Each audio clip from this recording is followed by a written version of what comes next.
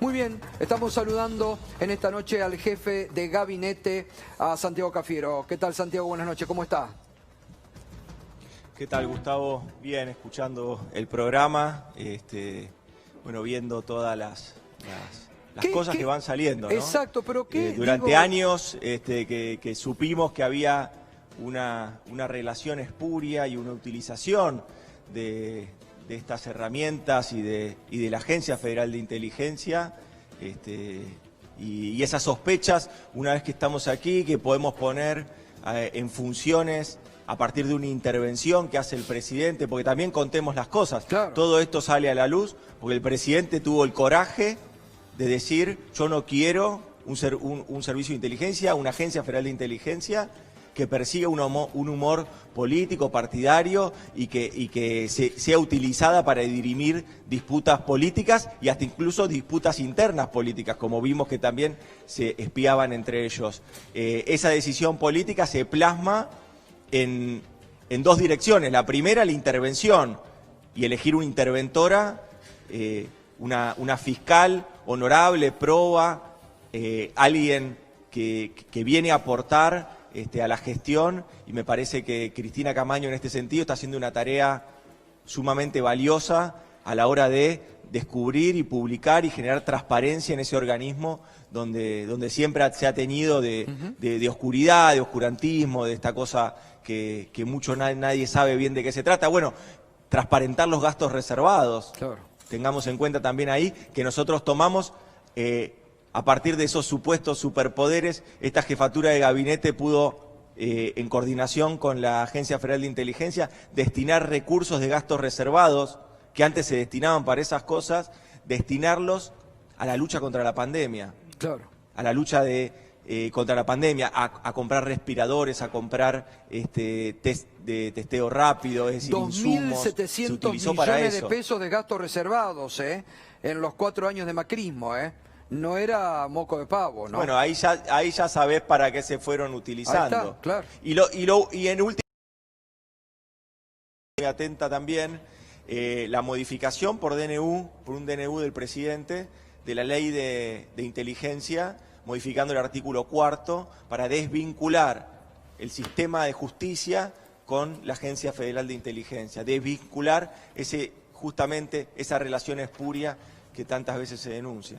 Sí, porque además, esta era la obsesión del macrismo, la utilización, porque después Patricia Bullrich decía, no, D'Alessio era un loquito suelto, y la resolución hoy del juez Ramos Padilla, que es tremenda, ya vincula todo ese aparataje que tenían y la obsesión de espiar a todo el mundo. ¿Qué tenía que hacer? Uno pregunta a la AFI, espiando la campaña política de la candidata entonces a senadora Cristina Kirchner, o siguiéndolos a ustedes a ver si arreglaban o no entre los sectores del peronismo. Esa utilizaba la AFI. Bueno, claramente era un apéndice, era esta visión del Estado que tenía el macrismo con algunas áreas donde evidentemente se había apropiado esta lógica de la propiedad privada, ¿no? El expresidente como dueño de empresa que pensaba que llegaba aquí se apropiaba de los lugares. Esta idea de apropiarse, y entonces si se apropia, bueno, tiene que cumplir las reglas y las normas y lo que le dicta el Poder Ejecutivo en ese sentido, o el presidente en ese sentido. Y ahí es lo que sucedió. Bueno, y ahí se desvirtúa todo, porque en definitiva la AFI, que podría estar investigando, la Agencia Federal de Inteligencia, promocionando aún más la tarea que se hace desde la Escuela Nacional de Inteligencia a la hora de formar a los agentes federales de inteligencia, bueno, en vez de trabajar sobre órbitas que tienen que ver con un área de inteligencia en democracia, todo lo contrario, lo que hace es, como dijo el presidente, dejar a la Agencia Federal de Inteligencia, a los servicios de inteligencia, en ese sótano de la democracia. Bueno, esto es lo que nosotros vinimos a cambiar. Está bien. Santiago, a ver, venimos de varios días que hay dos realmente instalaciones muy fuertes. Por un lado, la oposición esta salvaje al gobierno que viene todos los días produciendo lo que yo denomino, no sé si es su opinión, hechos desestabilizantes o creando situaciones como por ejemplo en las últimas horas decía el opinólogo Sergio Berenstein que no se sabe si se va a llegar a diciembre porque va a ser un quilombo, porque va a estallar todo, la salida de los depósitos, decía. Y por el otro, un gobierno que ayer cuando hablábamos con Cecilia Todesca decía acá hay gente trabajando todos los días tratando de sacar a la Argentina y poniéndola en pie. Ustedes acaban de anunciar el ATP, por ejemplo, 6. Digo, ¿cómo se convive con estas dos realidades? Con una oposición que está anunciando todos los días que explota todo frente a ustedes que están haciendo esfuerzos por contener la crisis producto de esta pandemia. ¿Cómo se combate? Con espíritu militante, que en el peronismo sobra ese espíritu militante. Con espíritu, con valores, con nuestra gran responsabilidad a la hora de la convocatoria que tuvimos de parte del presidente y cómo él nos invade de ese optimismo y cómo él nos invade también de ese ejemplo, de ese testimonio que da de permanentemente estar al frente de la gestión. Tenemos un presidente que todos los días está o visitando una empresa, o visitando una fábrica, o visitando una provincia, obras públicas. El día de hoy se entregaron 784 viviendas, es decir, 784 familias que esta noche están teniendo la posibilidad de estar pasando la noche y durmiendo en una nueva casa. Fíjate vos qué importante que es la política pública cuando se toma con una gran responsabilidad y con mucha convicción. Y eso somos nosotros. Nosotros somos un gobierno que realmente trabaja, pero no porque queremos un reconocimiento a nuestro trabajo, lo hacemos porque tenemos un compromiso público, porque tenemos un compromiso político. No somos un gobierno de CIOs que lo que vino a hacer es saber cómo era gestionar en lo público. Acá hay hombres y mujeres formados en las universidades, hombres y mujeres muy calificados, que muy probablemente en el sector privado estarían ganando sumas de dinero muy distintas a las que se ganan aquí en el Estado, y sin embargo eligen esto, lo eligen participar. Ahora, frente a esta creación de los climas, es decir, va a explotar todo, ahora con esto que están tan preocupados diariamente por el tema del dólar. Pero esos son los agoreros, Gustavo, esos son los agoreros de siempre. Gustavo, esos son los agoreros de siempre. Fíjate que son los mismos que decían que los 4 gobiernos de Macri, que los 4 años del gobierno de Macri, que los 4 años de macrismo habían sido espléndidos y que estábamos insertos en el mundo. Hasta que se acabó la plata y tuvieron que recurrir al Fondo Monetario Internacional. Y tampoco les alcanzó. Y dejaron una Argentina detonada, dejaron una Argentina en crisis, una Argentina con una inflación de 53,4%. Una Argentina tan distinta a la que recibieron. Y ellos hablaban de pesada herencia. En el 2015, ellos recibieron una Argentina desendeudada, sin el Fondo Monetario Internacional, con una desocupación de 5 puntos. Nosotros recibimos una Argentina totalmente en crisis.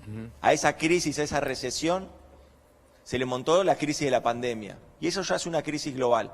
Pero nosotros nos hacemos cargo, nos hacemos responsables, porque a nosotros la gente, el pueblo argentino no nos votó. No lo votó al presidente y a la vicepresidenta para que nosotros pongamos seguramente excusa. David, Santiago nos votó para que resolvamos los problemas. Va a ser la pregunta económica, pero antes, para la última así política, esta denuncia absurda que hizo en las últimas horas Esteban Bullrich, que dijo fraude en las elecciones del año pasado. Y no sé, con efecto tardío es eso, pero evidentemente lo que busca es algún titular de diario, pero eso no tiene nada que ver con lo que ha sucedido. Fue una elección limpia. Ahora, lo que uno debería pensar donde ellos eran el oficialismo que la organizó, ¿no? ¿Es solo eso, Santiago? ¿Es solo eso, Santiago? Y bueno, ahí porque si fuera un comentario aislado, uno puede pensar que bueno, que el senador quiere tener algún título rimbombante en algún medio. Ahora, si eso uno lo ata a lo que dijo el presidente de la Unión Cívica Radical hace una semana, que dijo que podía haber problemas de gobernabilidad en la Argentina. Y si uno eso también lo ata a lo que dijo la presidenta del PRO, que dijo, acompáñennos así, Claro. podemos sustituir al gobierno del 2021.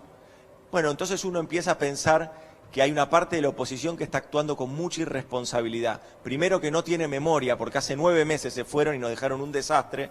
Y segundo, que no tiene ninguna responsabilidad ni empatía con los argentinos y argentinas que estamos todos los días trabajando para poner este país de pie, y fundamentalmente para los argentinos y argentinas que están luchando muy comprometidamente contra la pandemia. Santiago, buenas noches. David Cufré.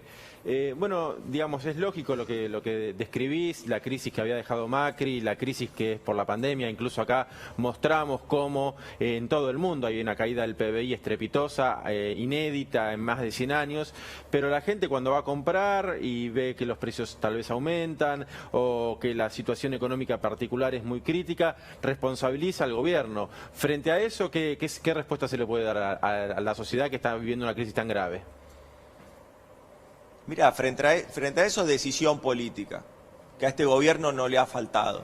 Este gobierno ha tomado las decisiones políticas desde el 19 de marzo, cuando el presidente de la Nación decretó el aislamiento social preventivo y obligatorio para cuidar a los argentinos y argentinas, para fortalecer el sistema de salud, para hacer 12 hospitales modulares, para entender y comprender a ver qué era y cómo iba a afectar a la salud de los argentinos y argentinas el coronavirus, para que nuestros profesionales de la salud se capaciten y entiendan cuál era el mejor método para tratar y transitar esto. Un virus que no tiene ni vacuna ni tiene tratamiento todavía, en el mundo, no en Argentina.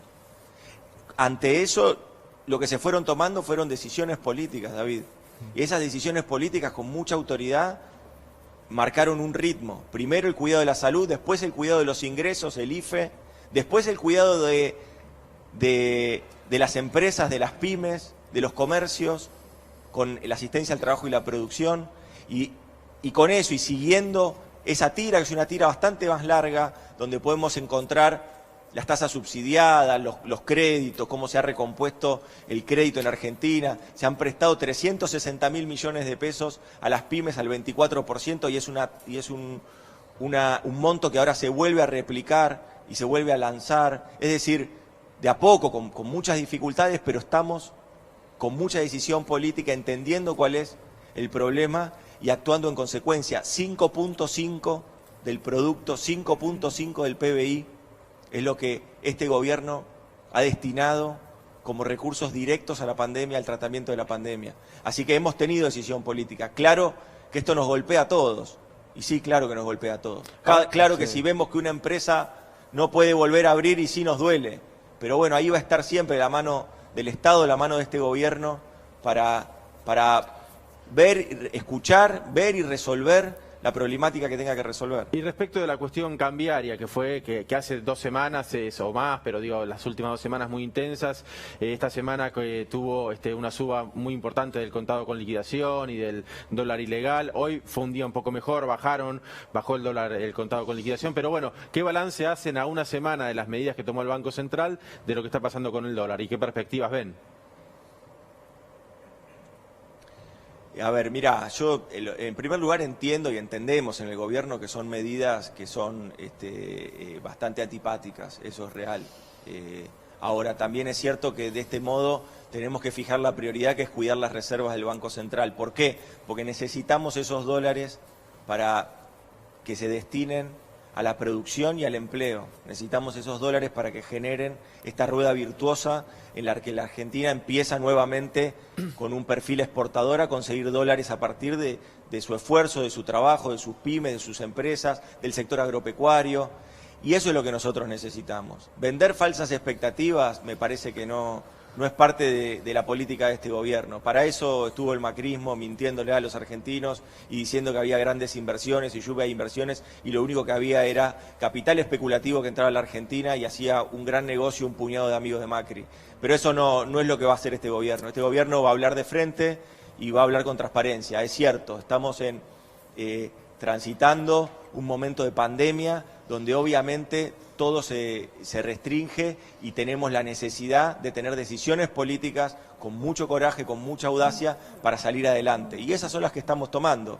Obviamente que la cuestión cambiaria es algo a lo que le tenemos que prestar muchísima atención, por eso el Banco Central está trabajando permanentemente, por eso también el Ministerio de Economía, con esta lógica, que es una lógica de consecuencia. El Ministerio de Economía trabajó en uno de los pilares que más eran disruptivos desde el punto de vista de los equilibrios macroeconómicos, que era la deuda. Bueno, a partir de esa reestructuración de deuda histórica, el 99% de aceptación, a partir de esa reestructuración de deuda empezamos a tranquilizar la economía. Son parámetros para ir tranquilizando la economía. Por eso la inflación está bajando, por eso tenemos perspectivas de crecimiento para el año que viene. Pero bueno, claramente que todavía quedan meses donde vamos a tener que seguir peleándola como lo venimos haciendo, pero en ese sentido yo no creo más que en ser sincero y ser transparente con respecto a la situación en la que estamos. Ahora,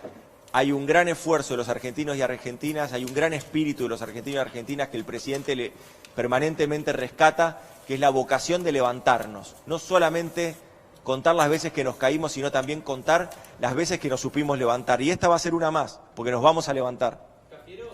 Buenas noches, Juan Amorín lo saluda.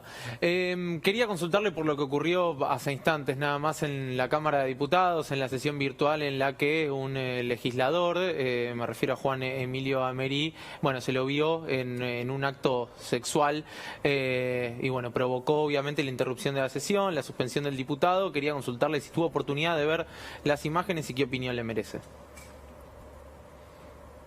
Sí, realmente vi las imágenes, me comuniqué con las autoridades de la Cámara en su momento para ver cómo estaba la situación, y ahí me informaron inmediatamente que habían tomado la decisión de suspender al diputado y crear una comisión que tienen como dispositivo normativo adentro de la Cámara.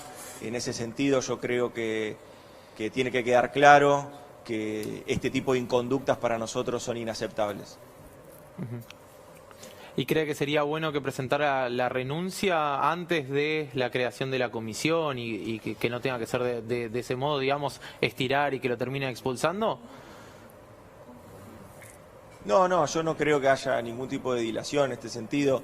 Me parece sí que en este tipo de cuestiones hay que seguir los marcos normativos que existen en el Poder Legislativo y en el tratamiento de este tipo de conductas que no son propias de un poder legislativo, de un poder del Estado, que estamos todos tan comprometidos con la pandemia, estamos todos comprometidos con levantar a la Argentina, y obviamente este tipo de actitudes son actitudes impropias y que no las vamos, bajo ningún punto de vista, vamos a estar teniendo un pensamiento liviano sobre este tipo de cosas, porque no es nuestro estilo. Nosotros estamos muy comprometidos y con mucha seriedad estamos trabajando en temas que diariamente queremos resolver los problemas de los argentinos. Santiago, eso es a lo que nosotros vinimos le pregunto hacer. sobre el tema que sé que ustedes todos los días están en contacto con los gobernadores por el tema de la pandemia. Hoy se ha registrado un nuevo récord de casos de coronavirus en la Argentina. Hay complicadas las provincias, sobre todo Santa Fe y Córdoba. ¿Les están pidiendo algún tipo de asistencia sanitaria de estas provincias? Venimos trabajando permanentemente con todas las provincias de la Argentina, y obviamente con las provincias que van acumulando mayor cantidad de casos y que empiezan a prenderse las alarmas con respecto a la capacidad que tiene el sistema de salud de dar respuesta. Evidentemente ahí también estamos acompañando.